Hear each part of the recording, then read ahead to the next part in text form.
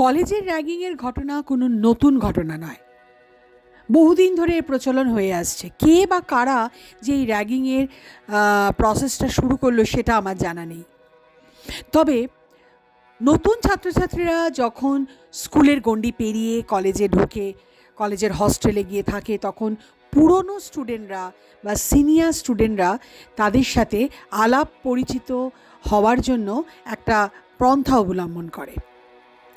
সেখানে যদি treat for tat বা শেয়ানে শেয়ানে কোলাকুলি ব্যাপারটা হয়ে যায়, তাহলে নতুন ছাত্রছাত্রী কিন্তু বেশ ভালোভাবেই টিকে গেল।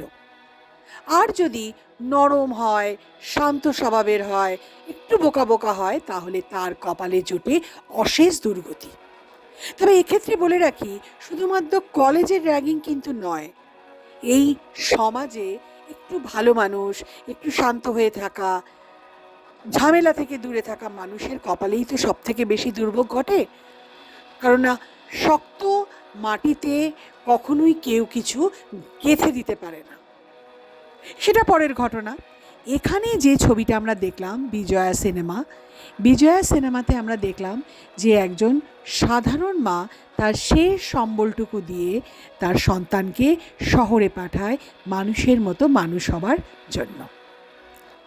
মানুষের মতো মানুষ হবার সংজ্ঞা আমার কাছে আজ খুব ধাঁধালো। বড় গাড়ি, ব্র্যান্ডেড গাড়ি, বড় বাড়ি, প্রচুর ব্যাংক ব্যালেন্স, একটা দারুণ কেরিয়ার, তাহলেই কি একটা মানুষের মতো মানুষ হবার সংজ্ঞা মেলে? জানি না, এটাও আলাদা প্রসঙ্গ। আসলে ছবির এই র্যাগিংয়ের ঘটনার মধ্যে কিন্তু আমাদের সমাজের অনেক কিছু লুকিয়ে আছে। যারা র্যাগিং করছে তাদের বাড়ির পরিস্থিতি, তাদের বাড়িতে তাদের পিছনে তাদের বাবা মায়ের অবদান নিঃসন্দেহে একটা বড় ভূমিকা নেয়। সাদা জামা পরা নেতা নেত্রীর ছেলেমেয়েরা, বড় বাড়ির ছেলেমেয়েরা, তারা এই সমস্ত গ্রামগঞ্জ বা শহরতলি থেকে আসা ছেলে মেয়েদেরকে বেশ একটু অন্য নজরেই দেখে। কিছু কিছু ক্ষেত্রে কিন্তু ব্যাপারটা অন্যরকম। জেনারেল আমি বলছি, সাধারণভাবে কলেজের হস্টেলে এই প্রসেসটাই চলে। র্যাগিং করতে গিয়ে যদি কখনো কিছু ক্রাইম হয়ে যায়, তখন সেটা ধামাচাপা দেবার জন্য কিন্তু মানুষের অভাব হয় না। বাড়ির লোকরা থেকে শুরু করে, যদি পয়সাওয়ালা বাড়ির ছেলে হয় তাহলে তো কথাই নেই। পয়সা দিয়ে তো এখন সমস্ত কিছু কেনা যায়। এটা এক ধরনের মানুষের মনের একটা বিলাসিতা বলতে পারো, কিন্তু সেটা আদপে সত্য নয়। সব কিছু যদি টাকা দিয়ে কেনা যেত, তাহলে এখন এই পৃথিবীতে কিছু মানুষ টিকে থাকতে পারত না। আমরা দেখেছি যে মিডিয়ার ভূমিকা এই ছবিতে বেশ অনেকখানি। মিডিয়ার সাথে আমার ঠিক একটা মনের মিল হয় না। মিডিয়ার অনেক ভেতরের ঘটনা আমার জানা। গণতন্ত্রের চতুর্থ স্তম্ভ যাকে আমরা বলি, তারা যদি একটু ইনিশিয়েটিভ নেয়, তারা যদি সত্যি সত্যি পয়সা গোছানোর ব্যাপারটাকে দূরে রেখে একটুখানি জনতার জন্য কাজ করে, জনতার মানুষের কথা ভাবে, তাহলে কিন্তু আমাদের দেশের অনেক সমস্যার সমাধান হয়ে যেতে পারে। কিন্তু না, পয়সার লোভ তো সাংঘাতিক। শুধু পয়সা না, ক্ষমতার লোভও অবশ্যম্ভাবী। বড় চেয়ার, পজিশন, এগুলোকে কি করে অ্যাভয়েড করা যায়?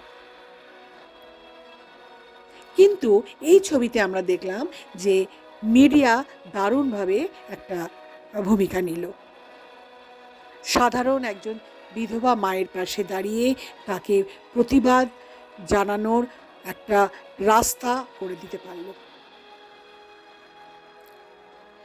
ছোটোখাটো র্যাগিংয়ের ঘটনা সাধারণত হয়ে থাকে, সেগুলো মানুষ মেনে নিয়েছে। কিন্তু র্যাগিং যখন চূড়ান্ত হয়ে যায়, তখন যে ক্রাইম ঘটে যায়, আর সেই ক্রাইমের মাসুল দিতে হয় কিন্তু সেই সমস্ত পরিবারের মা বাবাদের। সাধারণ ঘরে মা বাবারা একটা স্বপ্ন নিয়ে তার ছেলে মেয়েকে মানুষ করে।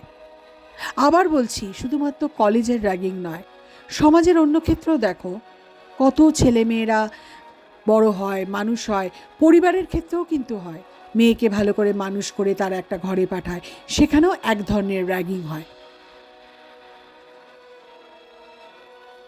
আসল কথা হচ্ছে মনের জোর, আসল কথা হচ্ছে টিট ফর ট্যাট, আসল কথা হচ্ছে একটা শক্তিশালী হয়ে থাকার একটা প্রবণতা।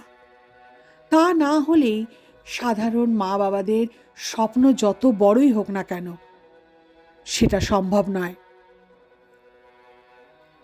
এখানে যে ছেলেটি র্যাগিংয়ের বশবর্তী হয়ে পৃথিবী ছেড়ে চলে গেল, সেই ছেলেটি কিন্তু খুব ভালো মনের একটা সাধারণ ছেলে ছিল।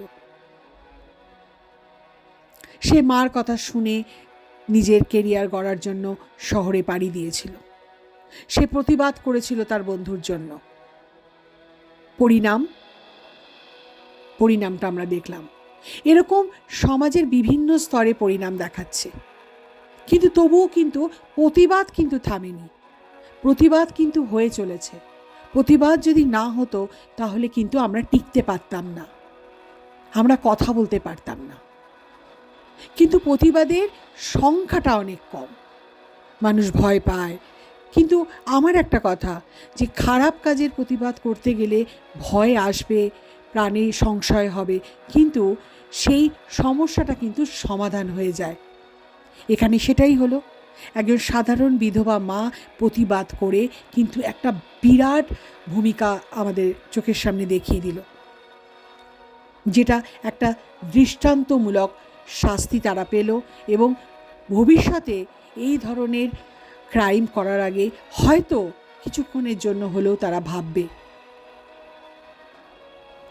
ছবিটা যারা দেখেছো তারা তো জানো, যারা দেখোনি তাদের বলবো ছবিটা দেখো, তোমাদের ভালো লাগবে।